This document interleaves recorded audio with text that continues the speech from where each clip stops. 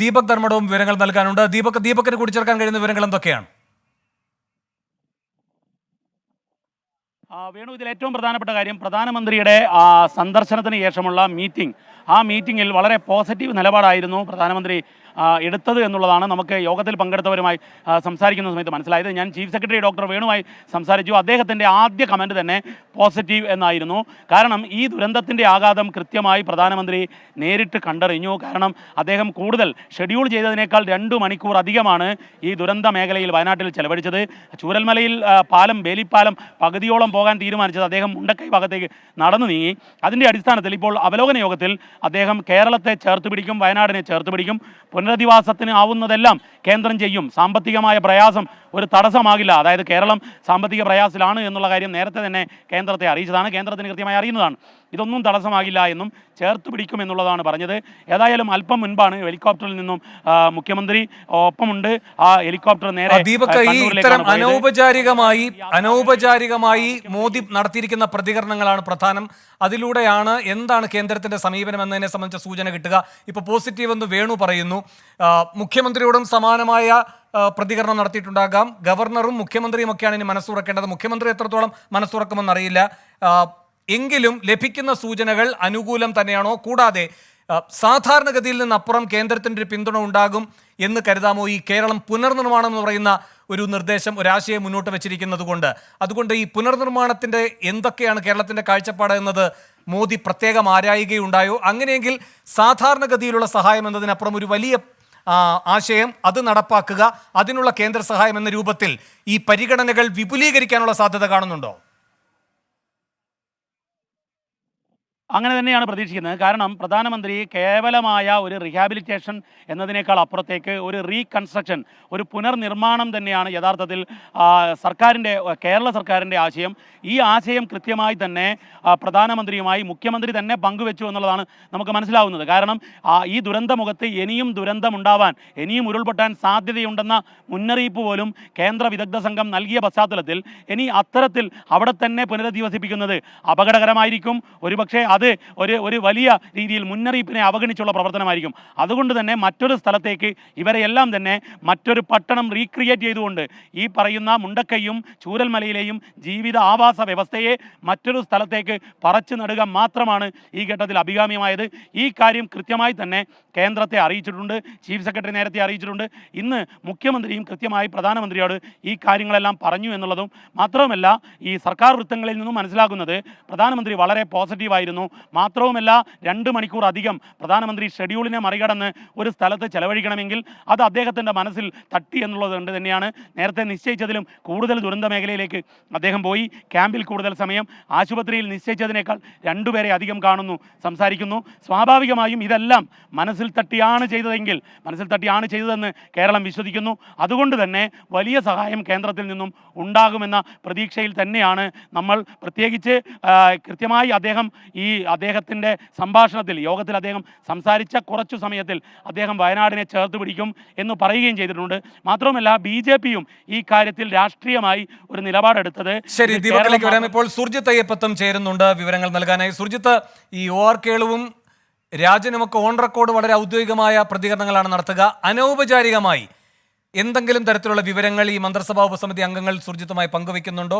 പ്രധാനമന്ത്രി നരേന്ദ്രമോദിയുടെ ഇടപെടൽ, ഈ കാര്യത്തിലുള്ള അദ്ദേഹത്തിന്റെ സമീപനമൊക്കെ എത്ര പ്രതീക്ഷ നൽകുന്നു? അങ്ങനെ എന്തെങ്കിലും ഒരു കാര്യം ഔദ്യോഗികമായി അല്ലാതെ ഇവരുമായൊക്കെ അനൗപചാരികമായി ഇടപഴകുന്ന ഘട്ടത്തിൽ മോദി എന്തെങ്കിലും പറഞ്ഞതായ വിവരം കിട്ടുന്നുണ്ടോ?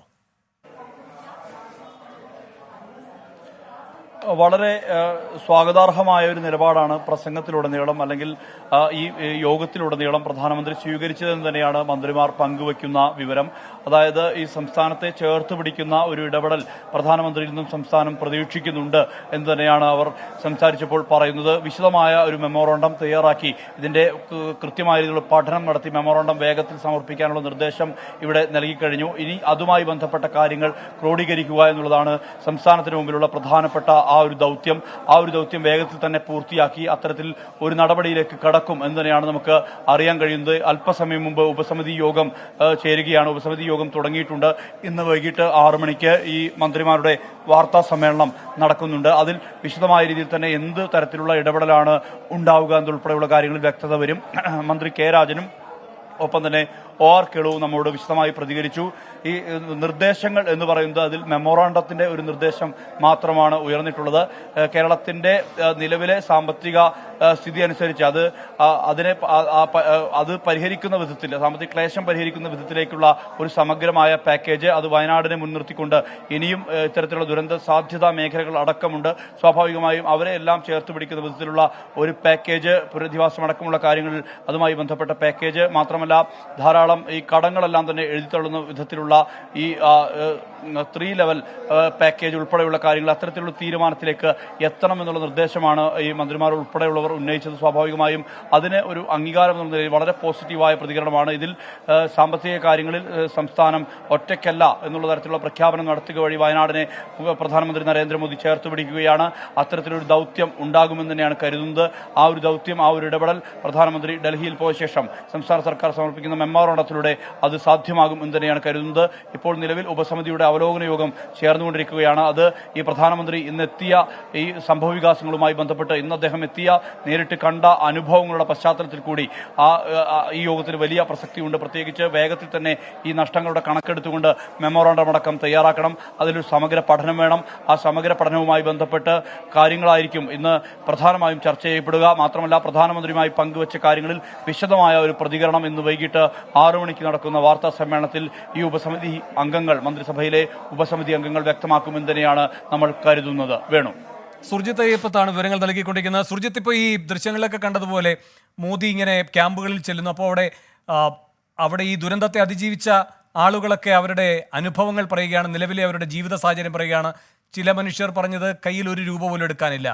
മോദി കണ്ട അയ്യപ്പൻ എന്ന് പറയുന്നയാൾ മോദിയോട് പറഞ്ഞത് ഒരു വീടാണ് വേണ്ടത്. ഇങ്ങനെ പല രൂപത്തിൽ എന്തൊക്കെയാണോ ഉണ്ടായിരുന്നത് അതെല്ലാം നഷ്ടപ്പെട്ടവർ അവരുടെ നിസ്സഹായത മോദിയോട് നേരിട്ട് പറയുകയാണ്. മോദി അതെല്ലാം കേൾക്കുകയും ചെയ്യുന്നു, അവർക്കൊപ്പം നിൽക്കും, ചേർത്ത് പിടിക്കുമെന്നൊക്കെ പറയുകയും ചെയ്യുന്നുണ്ടായിരുന്നു. ഇനിയിപ്പോൾ അടിയന്തരമായ എന്തെങ്കിലും ഒരു കേന്ദ്ര സഹായം ആദ്യഘട്ടത്തിൽ അങ്ങനെ എന്തെങ്കിലും ഒരു സാധ്യത ഉപസമിതി അംഗങ്ങളോ ഉദ്യോഗസ്ഥരോ ആരെങ്കിലും പ്രതീക്ഷിക്കുന്നുണ്ടോ? അങ്ങനെ എന്തെങ്കിലും സൂചന ലഭിക്കുന്നുണ്ടോ സുർജിത്ത്? ഏത് തരത്തിലുള്ള പ്രഖ്യാപനമാണ് ഉണ്ടാവുക എന്നുള്ളതാണ് ഏവരും ഉറ്റുനോക്കുന്നത്. അത്തരത്തിലുള്ള പ്രഖ്യാപനത്തിലേക്ക് ഇതുവരെ എത്തിയിട്ടില്ല. അടിയന്തര സഹായം എന്നുൾപ്പെടെയുള്ള കാര്യങ്ങളിൽ ഒരു പ്രഖ്യാപനം വന്നിട്ടില്ല.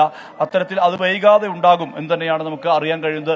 എപ്പോഴാണോ ഈ മെമ്മോറാണ്ടം സമർപ്പിക്കുന്നത് അതിനുശേഷം സ്വാഭാവികമായും ആ ഒരു നടപടിയിലേക്ക് കടക്കുമെന്ന് തന്നെയാണ് കരുതുന്നത്. ഇപ്പോൾ ഉപസമിതി യോഗത്തിന് വേണ്ടി മന്ത്രിമാർ ഉൾപ്പെടെയുള്ളവർ എല്ലാവരും കളക്ടറേറ്റിലെ കോൺഫറൻസ് ഹാളിലേക്ക് കയറിയിട്ടുണ്ട്. എന്തായാലും മുഹമ്മദ് റിയാസ് അടക്കമുള്ളവർ അവിടെയുണ്ട്, കെ രാജൻ അടക്കമുള്ളവർ ഇതിനകത്തുണ്ട്. മാത്രമല്ല മറ്റ് മന്ത്രിമാർ അടക്കമുള്ളവർ, OR കേളുവും AK ശശീന്ദ്രൻ അടക്കമുള്ള മന്ത്രിമാരുണ്ട്. എന്തായാലും ഈ ഉപസമിതി യോഗത്തിന് ശേഷമാകും നിർണായകമായ തീരുമാനത്തിലേക്ക് എത്തുക. അത്തരത്തിൽ മെമ്മോറാണ്ടം തയ്യാറാക്കുന്നതടക്കമുള്ള അതിന്റെ കാലവിളംബമില്ലാതെ തന്നെ അത് പൂർത്തിയാക്കുക എന്നുള്ളതാണ് സംസ്ഥാന സർക്കാരിന്റെ മുന്നിലുള്ള ഇനിയുള്ള കടമ്പ. ഇന്നത്തെ പ്രധാനമന്ത്രിയുടെ സന്ദർശനവുമായി ബന്ധപ്പെട്ട ശേഷം ആ വിഷയങ്ങളുമായി ബന്ധപ്പെട്ടുള്ള വിശദമായ കൂടിയാലോചനകളാണ് ഇന്ന് ഇപ്പോൾ ഇവിടെ നടക്കുന്നത്. അതിൽ കൃത്യമായ രീതിയിൽ തന്നെ ഒരു ചർച്ചയിൽ എന്താണ് ഇനി വരാൻ പോകുന്ന നടപടിക്രമം, എങ്ങനെയാണ് ഇത് വേഗത്തിൽ തന്നെ മെമ്മോറാണ്ടം സമർപ്പിക്കുന്നത് അടക്കമുള്ള നീക്കങ്ങൾ ഉണ്ടാവുക എന്നുള്ളതാണ്. ഈ പ്രധാനമന്ത്രി ഈ യോഗത്തിൽ പ്രധാനമായും നിർദ്ദേശിച്ച കാര്യം മെമ്മോറാണ്ടം വേഗത്തിൽ സമർപ്പിക്കണം എന്നുള്ളതാണ്. അതായത് കണക്കുകളുടെ നഷ്ടം വന്ന ഇതിന്റെ കണക്കുകളുടെ ഒരു അപഗ്രഥനം എത്രയും വേഗത്തിൽ എത്തിക്കണം എന്നുള്ള നിലപാടാണ് പ്രധാനമന്ത്രി സ്വീകരിച്ചിട്ടുള്ളത്. ആ ഒരു നടപടിയിലേക്കാണ് ഇപ്പോൾ യോഗത്തിന്റെ ഭാഗമായി ഉരുത്തിരിയുന്നത്. ഇതിനുശേഷം മന്ത്രിമാർ പ്രതികരിക്കും. ആ മന്ത്രിമാരുടെ പ്രതികരണത്തിൽ നിർണായകമായ കാര്യങ്ങൾ ഉണ്ടാകും എന്ന് തന്നെയാണ് അറിയുന്നത്. അതെന്താണ് എന്നുള്ളതാണ് നമ്മൾ ഏവരും ഉറ്റുനോക്കുന്നത്. ഉദ്യോഗസ്ഥർ ഉൾപ്പെടെയുള്ളവർ ആ യോഗത്തിൽ പങ്കെടുക്കുന്നുണ്ട്. ആ യോഗത്തിന്റെ ഭാഗമായി ഉദ്യോഗസ്ഥരടക്കം പങ്കെടുക്കുന്നുണ്ട്. അവരെല്ലാം തന്നെ അകത്ത് കയറിയിട്ടുണ്ട്. ഇന്ന് ഈ യോഗത്തിന് ശേഷം ആയിരിക്കും ഏത് തരത്തിലുള്ള നിലപാടാണ് പ്രധാനമന്ത്രി പ്രധാനമായും യോഗത്തിൽ ഉന്നയിച്ചതെന്നടക്കമുള്ള കാര്യത്തിൽ വ്യക്തത വരും. വളരെ പോസിറ്റീവായിട്ടുള്ള പ്രതികരണമാണ് സംസ്ഥാന മന്ത്രിമാരുടെ ഭാഗത്തു നിന്ന് ഉണ്ടായിട്ടുള്ളത്. നമ്മുടെ 2 പേരുടെ പ്രതികരണമാണ് ഇതിനകം തന്നെ ആരാഞ്ഞിട്ടുള്ളത്. ഒന്ന് കെ രാജനും അതോടൊപ്പം തന്നെ OR കേളുവും. ഈ 2 മന്ത്രിമാരും ഈ ദുരന്തം നടന്നതിന്റെ തൊട്ടടുത്ത ദിവസം മുതൽ ഇവിടെയുണ്ട്. ആ ദുരന്തം നടന്ന ദിവസം മുതൽ ഇവിടെയുള്ള ആളുകളാണ്. അത് വളരെ പോസിറ്റീവായ രീതിയിലാണ് അവർ കാണുന്നു. പ്രധാനമന്ത്രിയുടെ സന്ദർശനത്തെ, അദ്ദേഹത്തിന്റെ പ്രഖ്യാപനത്തെ സ്വാഗതം ചെയ്യുന്നു. സ്വാഭാവികമായും ആ ഒരു പ്രഖ്യാപനം മറ്റൊരു ഇടതടർച്ച ഇല്ലാത്ത വിധത്തിൽ, പ്രതിസന്ധികളില്ലാത്ത വിധത്തിൽ ഈ സംസ്ഥാനത്തെ ചേർത്ത് പിടിക്കാവുന്ന രീതിയിലേക്ക് ഈ കേന്ദ്ര സർക്കാർ എത്തുമെന്ന് തന്നെയാണ് കരുതുന്നത്. ആ മെമ്മോറാണ്ടം സമർപ്പിക്കുന്നതിലൂടെ ഒരു സമഗ്ര പാക്കേജ് വയനാടിനുണ്ടാകും. നേരിട്ട് ബോധ്യപ്പെട്ട കാര്യങ്ങളെക്കുറിച്ച് പ്രധാനമന്ത്രി എണ്ണി പറയുന്നുണ്ട്. ചോദിച്ചപ്പോൾ മന്ത്രി പറയുന്നുണ്ടായിരുന്നല്ലോ, ഈ മെമ്മോറാണ്ടം കൂടാതെയുള്ള ചില കാര്യങ്ങളും മോദി ആരായുകയുണ്ടായി എന്ന്. ദുരന്തം വന്ന അതിന്റെ സ്ഥിതിവിശേഷം സംബന്ധിച്ച ഒരു പഠനം നടത്തണമെന്ന് പറഞ്ഞിരിക്കുന്നു. അതുപോലെ തന്നെ എങ്ങനെയാണ് കേരളത്തിന്റെ ഈ പുനർനിർമ്മാണം എന്ന് പറയുന്ന ആശയത്തിന്റെ വിശദാംശങ്ങൾ അത് അറിയേണ്ടതുണ്ട് എന്ന് പറയുന്നു. അപ്പോൾ മോദി തന്നെ നേരിട്ട് ഈ കാര്യത്തിൽ തുടർന്നും ആശയവിനിമയം നടത്തും. അങ്ങനെ കേരളവും കേന്ദ്രവുമായി ഒരു ആശയവിനിമയത്തിൻ്റെ ഒരു ധാര എന്ന് വെച്ചാൽ മോദിയും തന്നെ നേരിട്ട് മുൻകൈ എടുത്തുകൊണ്ട് അത് തുടരുകയുണ്ടാകും എന്ന പ്രതീക്ഷയാണോ അത് നൽകുന്നത്? അതായത് ഇവിടെ നിന്ന് ഒരു റിപ്പോർട്ട് അവതരിപ്പിക്കുക, അത് അവിടേക്ക് എത്തിക്കുക, അത് ബന്ധപ്പെട്ട ഈ ദുരന്ത നിവാരണ നിധിയൊക്കെ കൈകാര്യം ചെയ്യുന്ന ഉദ്യോഗസ്ഥരുടെ പരിശോധനയ്ക്ക് വിധേയമായി അങ്ങനെ ഉദ്യോഗസ്ഥ തലത്തിലുള്ള ആശയവിനിമയം എന്നതിനപ്പുറത്തേക്ക് ഈ സാഹചര്യത്തിന്റെ ഗൗരവം ഉൾക്കൊണ്ട് മോദി തന്നെ ഇതിന്റെ ഫോളോ അപ്പിന്റെ ഭാഗമായി ഉണ്ടാകുമെന്ന് കരുതാമോ?